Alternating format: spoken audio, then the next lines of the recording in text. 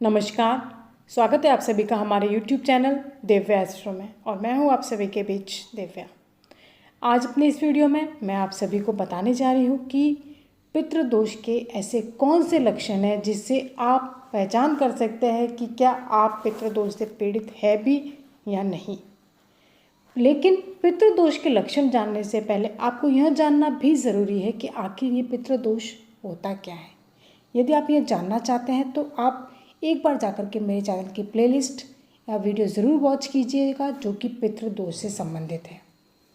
चलिए अब हम बात करते हैं पितृदोष के ऐसे लक्षणों की जिससे आप बहुत ही आसानी से पहचान कर सकते हैं कि आप पितृदोष से पीड़ित है या नहीं है।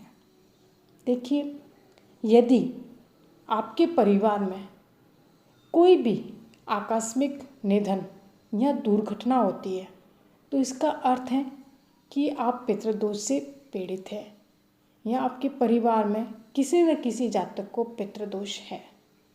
यदि बार बार छोटी बड़ी दुर्घटनाएं आपके साथ में हो रही है तो यह पितृदोष का ही एक लक्षण है।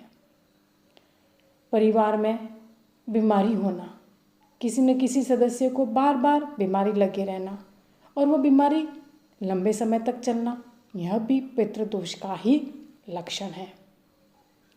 परिवार में यदि संतान होगी तो वह विकलांग होगी या अनचाहे बच्चे का जन्म होगा।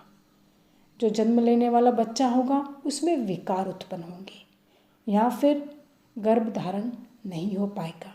अगर गर्भधारण हो गया तो बार बार गर्भपात भी हो सकता है। यह भी पितृदोष का ही लक्षण है। जी हाँ, बार बार गर्भपात होना या फिर गर्भधारण ना कर पाना, सब कुछ मेडिकली बिल्कुल सही होने के बावजूद यदि गर्भधारण नहीं हो पा रहा है तो इसका अर्थ तो यही हुआ कि यह पितृदोष का ही लक्षण है, आप पितृदोष से पीड़ित हैं। परिवार में बच्चों द्वारा बड़ों के साथ असम्मान और प्रताड़ना का व्यवहार करना, यह भी पितृदोष का एक बहुत बड़ा लक्षण है। बेवजह बच्चे अपने माता पिता या परिवार में अपने बड़ों के साथ बदतमीजी करें, बेवजह की बहस करें तो यह पितृदोष का ही लक्षण होता है। परिवार के किसी सदस्य का विवाह न हो पाना, किसी सदस्य का अविवाहित रह जाना, यह भी पितृदोष का लक्षण होता है। परिवार में किसी सदस्य को कोई बहुत ही बुरी आदत की लत लग जाना और वह लत भी इस कदर लगना कि वह उस बुरे व्यसन के लिए एकदम ना मिलने पर झुंझला सा जाता है, यह भी पितृदोष का लक्षण होता है। परिवार में बेवजह झगड़े होना, कलह होना और शांति उत्पन्न होना, यह भी पितृदोष की वजह से ही होता है।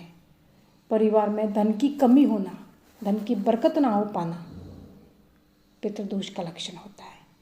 नौकरी में अशांति उत्पन्न होना, नौकरी में सहकर्मियों से बेवजह की बहस होना, पितृदोष का लक्षण होता है।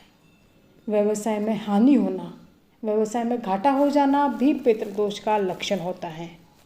आपको धोखा मिलना, चाहे वह धोखा आपको अपने साथी से मिलो, चाहे अपने दोस्तों से मिलो या आपको अपने सहकर्मियों से मिलो, आप बार बार यदि जीवन में धोखा खाते हैं तो इसका अर्थ यह है कि आप पितृदोष से पीड़ित हैं। आपके काम में अड़चने आना, कार्य में असफलताएं मिलना, बार बार रुकावटें उत्पन्न होना, बहुत मेहनत करने के बावजूद भी सफलता ना मिलना, यह भी पितृदोष का ही एक लक्षण है। आपके घर में बार बार पीपल का उग जाना, यदि आपके घर में बार बार पीपल उग रही है तो इसका अर्थ है कि आप पितृदोष से पीड़ित है।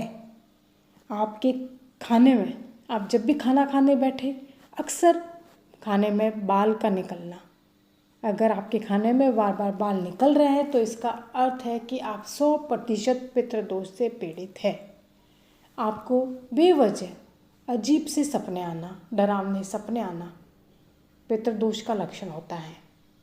आपके घर में तुलसी का अचानक सूख जाना, तुलसी का ना पनपना, यह भी पितृदोष का लक्षण है।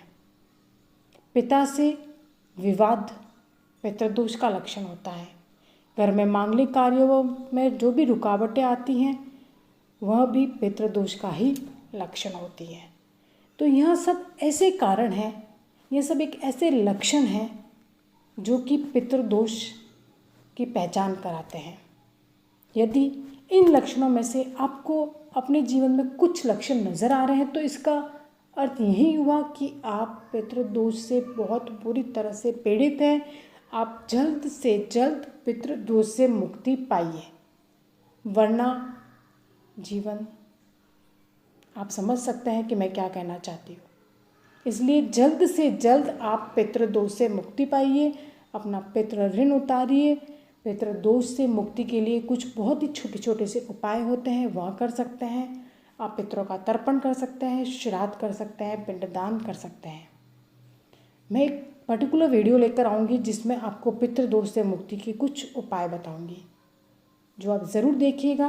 वीडियो देखने के लिए आपको मेरा चैनल सब्सक्राइब करना पड़ेगा, बेल आइकन प्रेस करना पड़ेगा, ताकि आपको मेरे उस नेक्स्ट वीडियो का भी नोटिफिकेशन मिल सके।